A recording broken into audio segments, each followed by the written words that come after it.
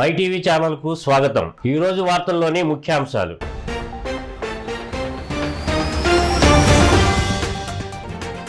విజయనగరం జిల్లా భోగాపురంలో వికసిత్ భారత్ సంకల్ప యాత్ర పాల్గొన్న కేంద్ర మంత్రి మురుగన్.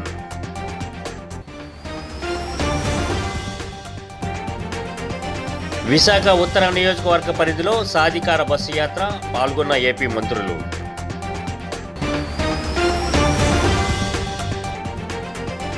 గుంటూరు ఆచార్య నాగార్జున యూనివర్సిటీ వద్ద ఉద్రిక్తత, ఎంఆర్పీఎస్ స్టూడెంట్ ఫెడరేషన్ ఆధ్వర్యంలో యూనివర్సిటీ ముట్టడి.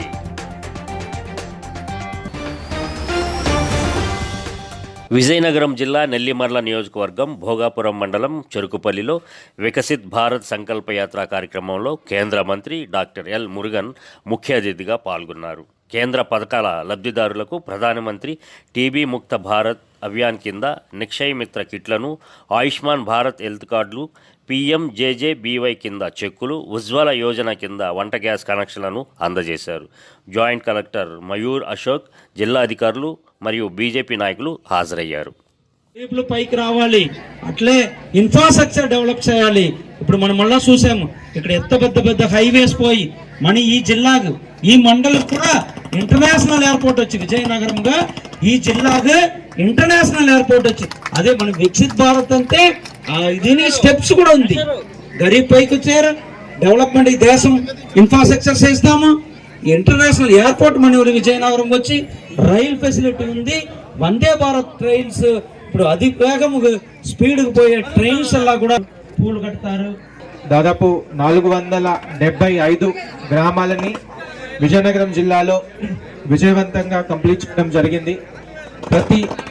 ప్రతిరోజు ఏదైతే 7 వ్యాన్ మన జిల్లాలో ఉన్నాయి, అది రకరకాల విలేజ్లో వెళ్ళి ఆ షెడ్యూల్ ప్రకారం అక్కడ దాంతో పాటు డిఫరెంట్ ఏదైతే మనకి గవర్నమెంట్ ఆఫ్ ఇండియా స్కీమ్స్ ఉన్నాయి, అది సాచురేషన్ మోడ్తో కంప్లీట్ చేయాలి. ఈ ఉద్దేశంతో అక్కడ ప్రోగ్రామ్ పెట్టడం జరుగుతున్నాయి. 75 గ్రామ పంచాయతీ ఉన్నాయి, దాంట్లో దాదాపు దేశంలో ఇప్పటి వరకు ఏ రాష్ట్రంలోని సామాజిక సాధికారత సాధ్యం కాకపోగా రాష్ట్ర చరిత్రలో ఎన్నడూ లేని విధంగా జగన్ పాలనలో సామాజిక సాధికార విప్లవం సాధ్యమైందని మంత్రి మేరుగు నాగార్జున అన్నారు.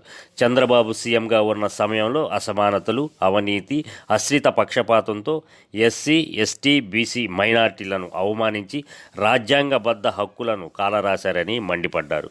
పేదల కడుపాకలి తీర్చడానికి చిరునవ్వు కోసం లక్షల కోట్ల రూపాయలు వెచ్చిస్తున్న ముఖ్యమంత్రి జగన్ అని ప్రశంసించారు. విశాఖ ఉత్తర నియోజకవర్గంలో 41వ రోజు వైఎస్ఆర్సీపీ సామాజిక సాధికార బస్ యాత్రకు జనం ఉప్పెనలా తరలివచ్చారు. అడుగడుగున ప్రజలు బ్రహ్మరథం పడుతూ నీరాజనాలు పలికారు. ఉత్తర సమన్వయకర్త KK రాజ్ అధ్యక్షతన జరిగిన ఈ కార్యక్రమంలో ఉప ముఖ్యమంత్రి బూడి ముత్యాలనాయుడు, మంత్రి మేరుగు నాగార్జున, పరిశ్రమల శాఖ మంత్రి గుడివాడ అమర్నాథ్, ప్రభుత్వ whip Karanam Dharmasri, YSRCP Uttarandhra regional coordinator YV Subbareddy, Zilla Parishad chairperson Jaggupalli Subhadra, greater Visakha mayor Hari Venkata Kumari తదితరులు పాల్గొన్నారు.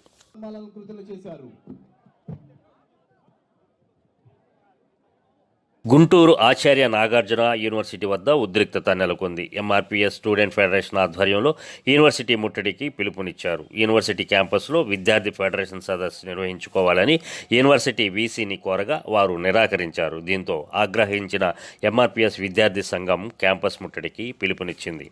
రాజకీయ సభలు, సమావేశాలు, పొలిటికల్ నాయకులకు ఉదారంగా కాలేజీ క్యాంపస్ను అధికారికంగా అందించే యాజమాన్యం విద్యార్థి సమస్యలపై చర్చించుకోవడానికి తమకు అనుమతి నిరాకరించడాన్ని జీర్ణించుకోలేని విద్యార్థి సంఘం ఆగ్రహం వ్యక్తం చేసింది. దీంతో క్యాంపస్ ముట్టడికి పిలుపునివ్వడంతో పోలీసులు అలర్ట్ అయి పరిసరాలను తమ ఆధీనంలోకి తీసుకున్నారు. కాలేజీ పరిసరాలలో భారీగా పోలీసులను మోహరించారు. యూనివర్సిటీకి వెళ్లే అన్ని రహదారులను దిగ్బంధనం చేసి క్షుణ్ణంగా తనిఖీలు చేశారు.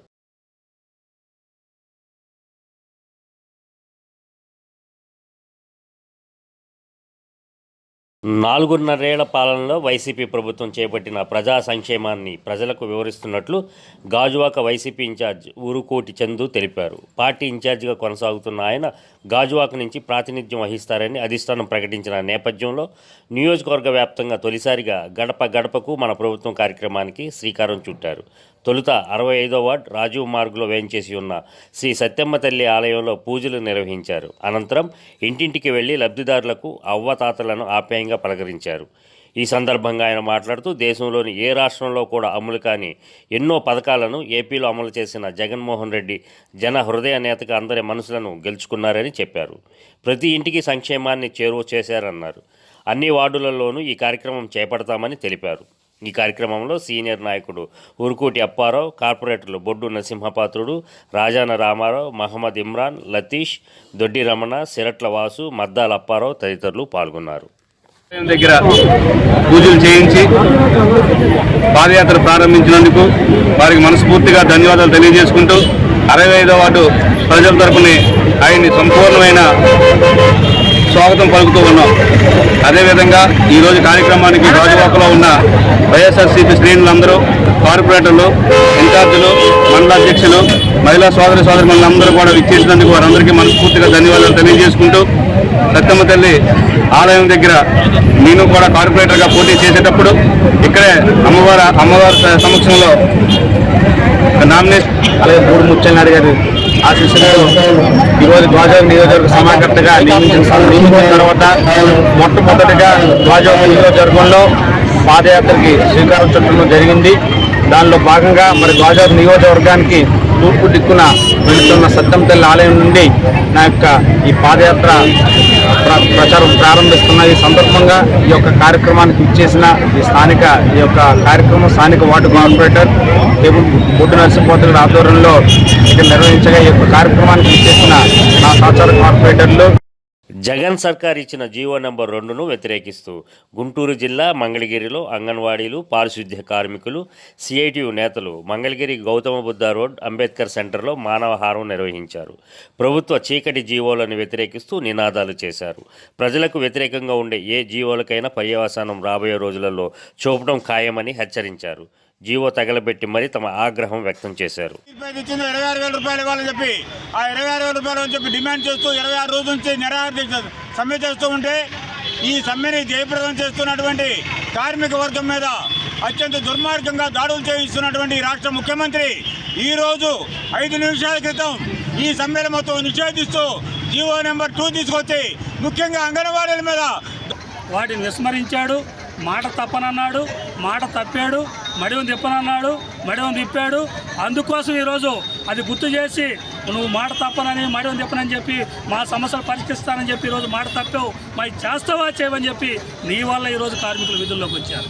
అవి పరిష్కరించడం పేక నొక్కేటటువంటి జీవోలే కానీ మరి ఈ చీకటి జీవోల్ని అందరూ కూడా వ్యతిరేకించి మొత్తం రద్దు చేసేంతవరకు కూడా పోరాటాలన్నీ ప్రజల చేతులు తీసుకొచ్చి ఆ ఉద్యమం మరోసారి లెక్క తీసుకోవాలని చెప్పి మేము చెప్పుకుంటూ ఉన్నాం. ఎందుకంటే ఇప్పుడు మన రాష్ట్రంలో ఉన్నటువంటి సర్వీస్ ఓరియంటెడ్ వాస్తవంగా ప్రజలకి సేవ చేస్తూ ప్రజోపకరమైన పనులు ఉన్నాయి. 12,000 6,000తో 18,000తో బ్రతకగలరా? ప్లస్ వీళ్ళు చేసే పనేంటి? అపరిశుద్ధ పరిస్థితులు పనులు చేసేది. వాటి వల్ల ఎన్ని రోగాలు వస్తాయి, ఎన్ని ఇబ్బందులు వస్తాయి, అది ఆలోచించుకోవాల్సిన పరిస్థితి తక్షణమే గవర్నమెంట్కి ఉంది.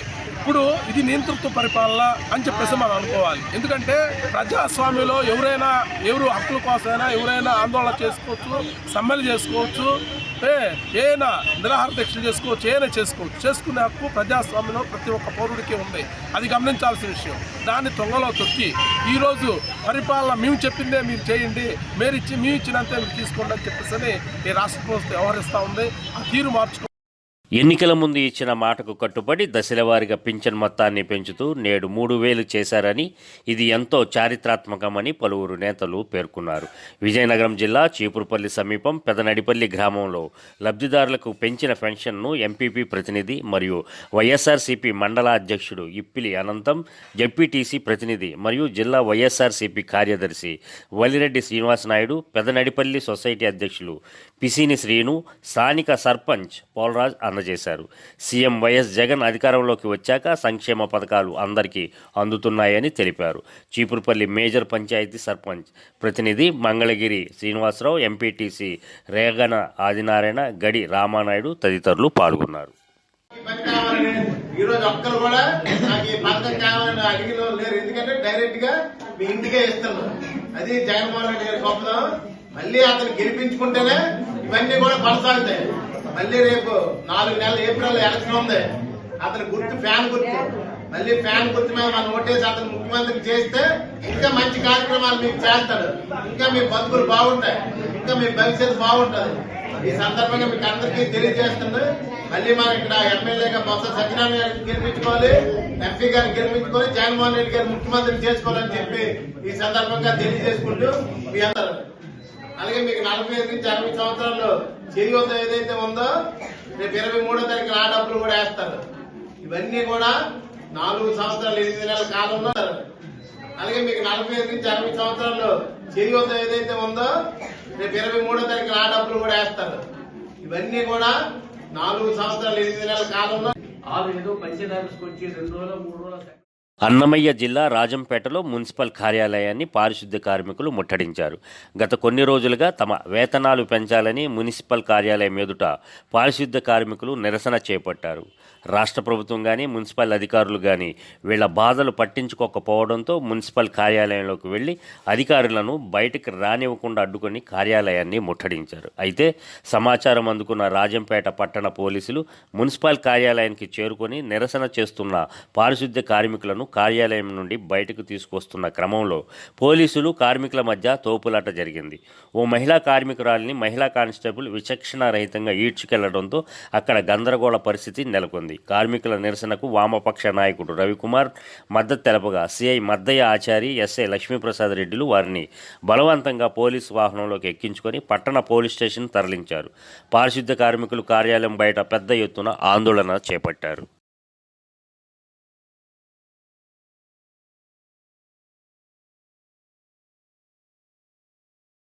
పార్వతీపురం మన్యం జిల్లా సాలూరు నియోజకవర్గం పాచిపెంట మండల ప్రజా పరిషత్ కార్యాలయం వద్ద జరిగిన వైఎస్ఆర్ పెన్షన్ కానుక పంపిణీ కార్యక్రమంలో ఉప ముఖ్యమంత్రి, గిరిజన సంక్షేమ శాఖ మంత్రి పీడిక రాజన్న ద్వారా ముఖ్య అతిథిగా హాజరయ్యారు. ఈ సందర్భంగా ఆయన మాట్లాడుతూ ప్రతి ఇంటిలో పెద్ద కొడుకుగా సీఎం జగన్ అవ్వా తాతలు మొదలుకొని అక్కా చెల్లెళ్ళు, బడికిపోయే చిన్నారులకు అందరికీ వివిధ పథకాల ద్వారా మంచి చేస్తున్నారని అన్నారు. 2019 ఎన్నికల హామీలలో భాగంగా నేడు అవ్వా తాతలకు పెన్షన్ 3,000 పెంచి మాట నిలబెట్టుకున్నారని అన్నారు. కార్యక్రమంలో పాల్గొన్న మండల నాయకులు, వైఎస్ఆర్ కాంగ్రెస్ పార్టీ సర్పంచులు, ఎంపీటీసీలు, నాయకులు, వాలంటీర్స్, సచివాలయ సిబ్బంది తదితరులు పాల్గొన్నారు.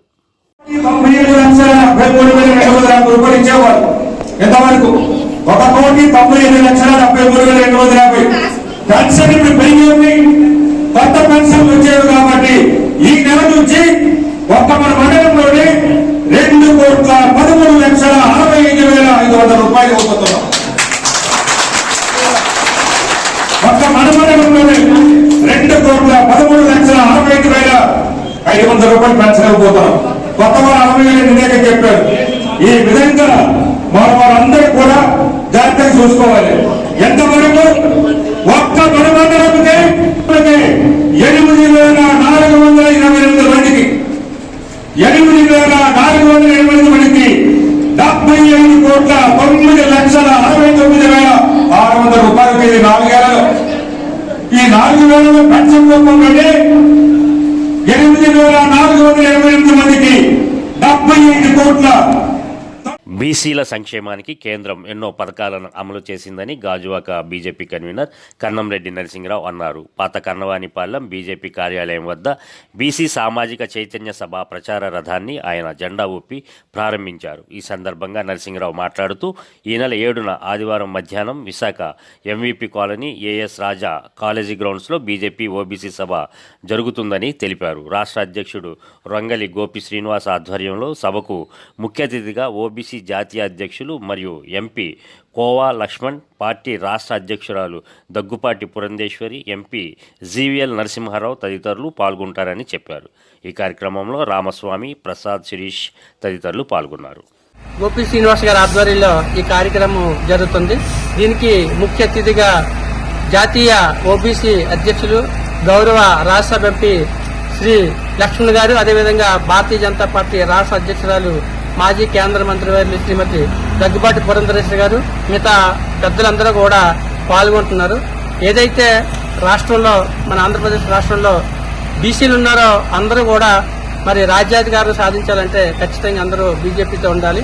అటు టీడీపీ కానీ ఇటు వైసీపీ కానీ కుటుంబ పార్టీలు, వాళ్ళు ఓసీలు, వాళ్ళు వాళ్ళ కుటుంబ సభ్యులు వాళ్ళ వారసులే తప్ప బీసీలకి అవకాశం కల్పించరు. మరి దేశంలో చూస్తున్నాం, సాక్షాత్తు దేశ ప్రధాని శ్రీ నరేంద్ర మోదీ గారే బీసీకి చెందిన నాయకులు.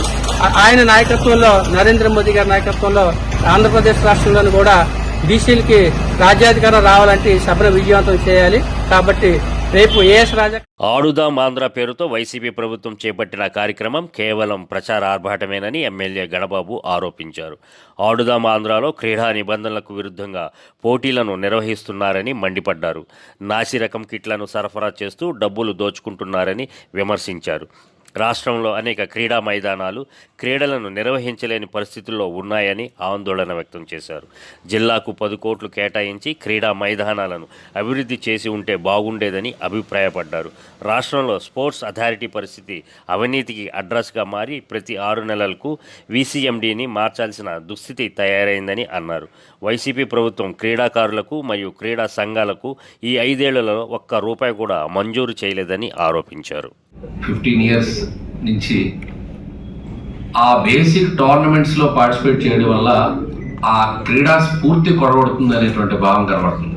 ఇంకొక నేనంటుంది, ఇది నా ఒక్కరి అభిప్రాయం కాదు, ఈ స్పోర్ట్స్ అనేటువంటి డెవలప్ అవటంలో ముఖ్య భూమిక అనేటువంటిది క్రీడా సంఘాలు, క్రీడా సమాఖ్యలు, జిల్లా సంఘాలు, అదేవిధంగా స్పోర్ట్స్ అథారిటీస్ గవర్నమెంట్ సైడ్ నుంచి వీళ్ళందరి పర్యవేక్షణలో డెవలప్ అవుతూ ఉంటాయి. ఈరోజు చూస్తే రెఫరీస్ దారిన పోయే వాళ్ళు రెఫరీస్గా తయారయ్యారు. అంటే టోర్నమెంట్ జరిపించడానికి ఆడే క్రీడాకారులు కూడా ఏజ్ లిమిట్స్ లేదు. 15 ఏళ్ళ ఆటగాడు 40 ఏళ్ళ వాళ్ళతో అంటే సీనియర్స్తో కూడా తలపడేటువంటి పరిస్థితి. అంటే దేనికి క్రీడలు పెట్టారనేటువంటిది చూస్తే కేవలం ఇది పబ్లిసిటీకి సంబంధించినటువంటి ప్రచారార్భాటంగా కనబడుతుంది తప్ప ఇంకా లోతుగా వెళ్తే అసలు ఆ కిట్స్ చూస్తే క్రికెట్ కిట్స్లో బ్యాట్స్ చూసినా అవి ఎక్కడికక్కడ ఇరిగిపోతా ఉన్నాయి. ఒకవైపు బాల్స్ చూసినా ఆ వాలీబాల్ పైన నివ్యా ఉంటుంది, డూప్లికేట్ బాల్స్ వచ్చినాయి. ఈరోజు టోటల్ కిట్స్ అనేటువంటివి నాసి రకం కిట్స్తో ఆడుదాం ఆంధ్ర కాదు, ఇది దోచుకుందాం ఆంధ్రాలా 100 కోట్ల బడ్జెట్ పెడితే ఒక పర్మనెంట్ ఇన్ఫ్రాస్ట్రక్చర్ జిల్లాకు 10 కోట్లు ఇచ్చినా చక్కటి స్టేడియాస్ మన రాష్ట్రంలో వచ్చేవి. ఎందుకంటే ఎక్కడైనా ప్లేయర్స్ తయారు కావాలంటే ఇన్ఫ్రాస్ట్రక్చర్ మెయిన్, స్టేడియాస్ ఉండాలి, చక్కటి కోచింగ్ ఎబిలిటీస్ ఉన్నటువంటి కోచింగ్ ఉండాలి. కానీ ఇప్పుడు దురదృష్టం గత 5 ఏళ్లలో ఒక్క కోచ్ నియామకం జరగల, ఒక్క క్రీడాంశం కూడా.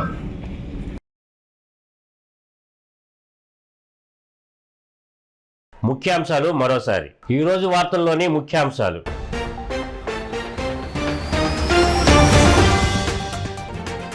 విజయనగరం జిల్లా భోగాపురంలో వికసిత్ భారత్ సంకల్ప యాత్ర, పాల్గొన్న కేంద్ర మంత్రి మురుగన్.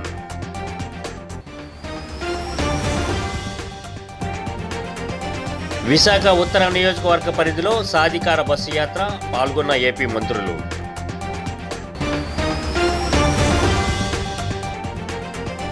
గుంటూరు ఆచార్య నాగార్జున యూనివర్సిటీ వద్ద ఉద్రిక్తత, ఎంఆర్పీఎస్ స్టూడెంట్ ఫెడరేషన్ ఆధ్వర్యంలో యూనివర్సిటీ ముట్టడి.